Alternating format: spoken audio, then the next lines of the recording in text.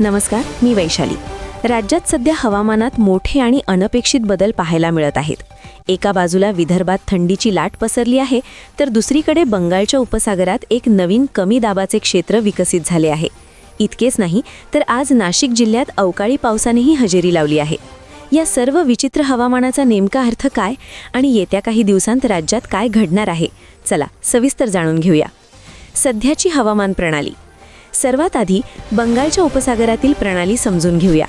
काल रात्री बंगालच्या उपसागरात एक कमी दाबाचे क्षेत्र तयार झाले होते, जे आज सकाळपर्यंत तीव्र झाले आहे. उद्यापर्यंत याचे रूपांतर डिप्रेशनमध्ये होण्याची शक्यता आहे. ही प्रणाली उत्तर पश्चिम दिशेने पुढे सरकत असल्यामुळे 9 तारखेनंतर श्रीलंकेच्या किनारपट्टीवर आणि त्यानंतर तमिळनाडूच्या काही भागांत मुसळधार पाऊस देण्याची शक्यता आहे. महाराष्ट्रावर काय परिणाम होणार?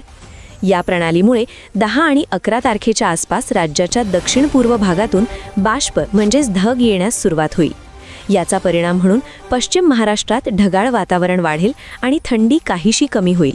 सध्या कोणत्याही हवामान मॉडेलने पावसाचा अंदाज दिलेला नाही, पण जर स्थानिक पातळीवर ढग तयार झाले तर तुरळक ठिकाणी पावसाची शक्यता नाकारता येत नाही.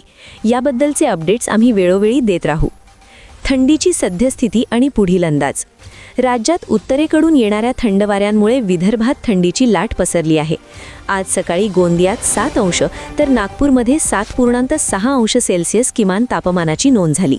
अमरावती, वर्धा या जिल्ह्यांमध्येही थंडीचा कडाका कायम आहे. ही थंडीची लाट विदर्भात अजूनही कायम राहणार आहे. हवामान विभागाच्या अंदाजानुसार उद्या सकाळसाठी अमरावती, वर्धा, नागपूर, भंडारा आणि गोंदिया या जिल्ह्यांना थंडीच्या लाटेचा येलो अलर्ट देण्यात आला आहे. नाशिकमध्ये अवकाळी पाऊस. आज सकाळी नाशिक जिल्ह्यातील सटाणा, मालेगाव आणि देवळाच्या काही भागांमध्ये स्थानिक ढग तयार होऊन अवकाळी पावसाने हजेरी लावली. स्थानिक ढग निर्मितीमुळे असा पाऊस अनपेक्षितपणे येऊ शकतो, त्यामुळे शेतकऱ्यांनी सतर्क राहावे. थोडक्यात राज्यात सध्या दुहेरी हवामान आहे. विदर्भात थंडीची लाट कायम आहे, तर बंगालच्या उपसागरातील प्रणालीमुळे पुढील काही दिवसांत हवामानात पुन्हा बदल होण्याची शक्यता आहे. आणि हो, शेतकरी बांधवांनो, एक महत्त्वाची सूचना. आता शेतीसाठी लागणाऱ्या कोणत्याही उपकरणासाठी तुम्हाला तालुक्याच्या ठिकाणी किंवा इतरत्र कुठेही जायची गरज नाही. सर्व प्रकारची शेती उत्पादने आणि उपकरणे आता थेट तुमच्या मोबाईलवर इंडिया मार्टवर उपलब्ध आहेत. अधिक माहितीसाठी डिस्क्रिप्शन बॉक्स नक्की तपासा.